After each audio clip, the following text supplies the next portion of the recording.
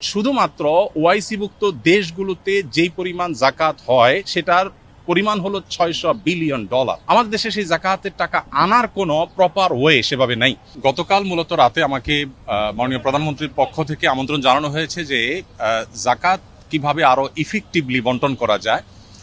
বাংলাদেশে জাকাত কালেকশনের যে অপার সম্ভাবনা আছে সেই সম্ভাবনাটাকে ব্যবহার করে দারিদ্র্য বিমোচনে জাকাতকে প্রত্যক্ষভাবে কিভাবে এঙ্গেজ করা যায় এবং আরো সফলভাবে জাকাত ব্যবস্থাপনা করা যায় সে বিষয়ে পরামর্শ এবং মতবিনিময়ের জন্য তিনি আমাকে ডেকেছেন এবং একান্ত মিটিংয়ের জন্য আহ্বান করেছেন।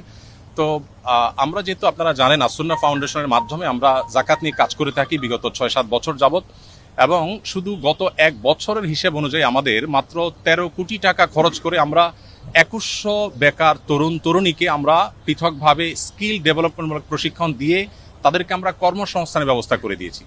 এখন আমাদের সেই 2100 একসময়ের বেকার তরুণরা 42 কোটি টাকা পার ইয়ার, তারা গত 1 বছরে তারা 42 কোটি টাকা কামাই করেছে। তার মানে প্রতি বছর এটা আস্তে আস্তে বাড়বে, বই কমবে না।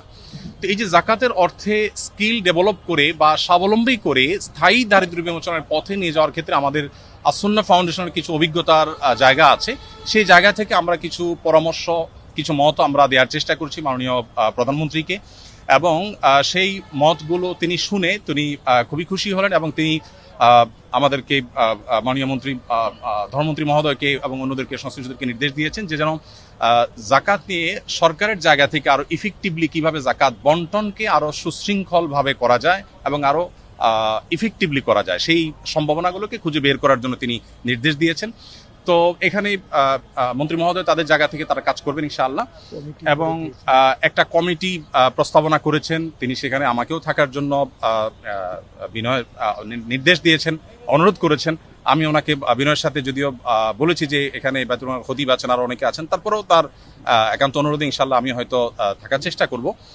দিন শেষে মূলত আমি আমার জায়গা থেকে যে প্রস্তাবনাটা দিয়েছি সেটা হলো যে এখন যেভাবে মানুষ যার যার মতো জাকাত দিচ্ছে এটা তো আছেই, এর পাশাপাশি চ্যারিটি প্রতিষ্ঠানগুলো যারা জাকাত কালেক্ট করছে তাদেরকে যদি একটা রেগুলেটরি জায়গা থেকে গভর্নমেন্ট যদি কিছু পলিসি করে দেয় এবং কে কতটা ইফেক্টিভলি কাজ করছে এটা একটা কম্পিটিশন যদি তৈরি করে দেয়, শুধুমাত্র ওআইসিভুক্ত দেশগুলোতে যেই পরিমাণ জাকাত হয় সেটার পরিমাণ হলো $600 বিলিয়ন, 45 লক্ষ কোটি টাকা পার ইয়ার শুধুমাত্র ওআইসিভুক্ত দেশগুলোতে জাকাত হয়।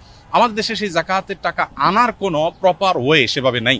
তো আমরা প্রস্তাবনা দিয়েছি যে যদি সেটাকে আনার ব্যবস্থা করা হয় তাহলে আমাদের জাতীয় অর্থনীতিতে এটা ব্যাপক ভূমিকা রাখবে ইনশাআল্লাহ।